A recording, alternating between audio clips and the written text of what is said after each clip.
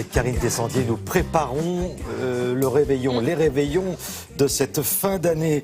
Hier, Philippe Collignon a cuisiné, et plutôt très bien, parce que la bonne idée de Karine et de toute l'équipe de Télématin, c'est justement de convoquer les chroniqueurs derrière les fourneaux. En cuisine, tout le monde. Cuisine. Effectivement. Alors aujourd'hui, c'est... Aujourd'hui, c'est Loïc Ballet qui s'y colle, si j'ose dire.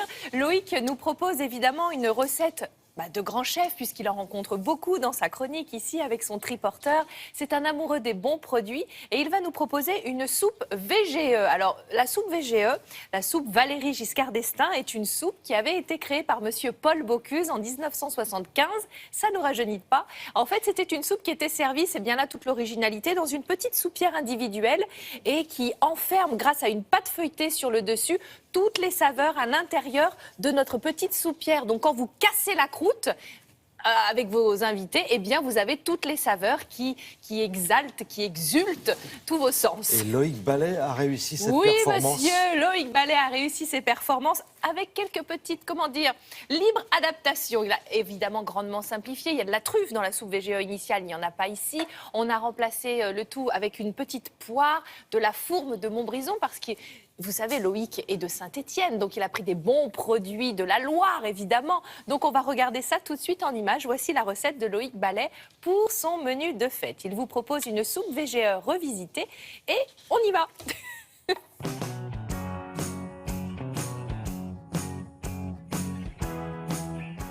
Loïc, que des beaux ingrédients pour cette entrée de fête. Hein. Ah bah oui, là j'avais la pression quand même. Oui. Hein. C'est ma réputation qui est en jeu. Ah oui, absolument.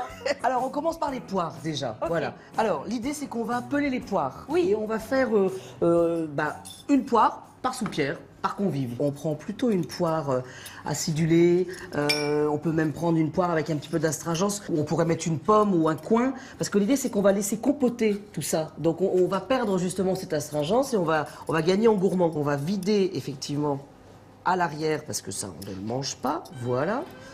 Et l'idée c'est que notre poire doit rentrer dans la soupière. On va peut-être couper la base du fruit.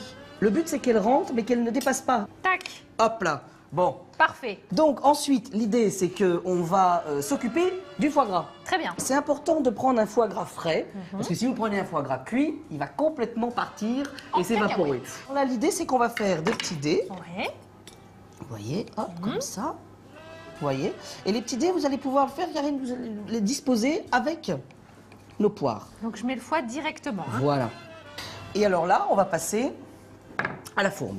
On ne prend pas n'importe quelle fourme, Karine. J'entends bien. Ben oui, on prend une fourme de Montbrison. Wow. Donc, alors là, l'idée, c'est qu'on va prendre un grand couteau, on coupe dans la longueur, et après, on va venir faire des petits dés.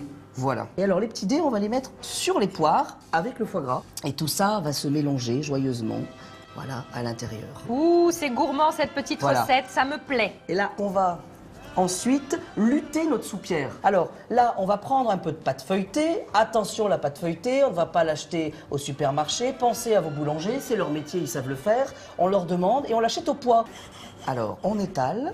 Et là, on est presque prêt. Regardez comme elle est belle. Il faut mettre un petit peu de bouillon de volaille. Voilà, un petit tour de moulin, un petit peu de sel aussi. Alors, juste... Moment périlleux, je vais lutter avec la pâte, mais il faudrait juste avant qu'avec votre pinceau et un petit peu de jaune d'œuf, voilà, on va juste en mettre légèrement sur le côté et c'est tout simplement pour que ça adhère à la soupière. Alors, et là on met la pâte et là on va venir tout simplement... Alors l'idée c'est qu'il ne faut pas trop la violenter parce que plus on va la violenter, plus elle va prendre ses marques. Ben oui. Et elle va moins gonfler parce que l'idée c'est que ça gonfle. Hop. Et là regardez bien le geste de l'artiste, regardez. Hop, on va couper comme ça, hop, et on va retirer la pâte. Et alors là, on pourrait se dire c'est terminé. Mais non, parce qu'on veut quand même que notre pâte feuilletée, elle prenne des couleurs. Ouais. Donc soit on prend du jaune d'œuf qui nous reste, soit on prend un petit peu de café. Voilà. Ah, bien. Ah oui, parce que ça marche aussi avec le café. On a toujours un fond de café. Et alors là, on n'a plus qu'à mettre tout ça au four. D'ici quelques minutes, on va pouvoir déguster. 180 degrés. L'idée, c'est qu'il va falloir surveiller. Dès que la pâte va commencer à gonfler et qu'elle aura pris une belle couleur bronzée cacao, et bien là, l'idée, c'est que vous pouvez sortir vos soupières. Voilà. Et ben merci beaucoup, Loïc, pour cette belle entrée. Voilà un beau lancement de menu de fête. Merci mille fois. Merci à vous. Voilà, Voilà, ça c'est la recette de Loïc Ballet, supervisée quand même discrètement, mais Oh efficacement non, par Karine Je Tessandier. n'ai pas fait grand-chose. Demain, on retrouve Marie-Dominique Perrin et on va faire du poisson avec Marie-Do. Oui. Précisons que toutes ces recettes, elles sont sur le site Bien de sûr, Télématin, intégralement. avec les fameux ingrédients. Ah bah oui, Eh oui, indispensable. comme ça, vous saurez tout. Bon, bah, merci beaucoup et à demain. demain, Karine.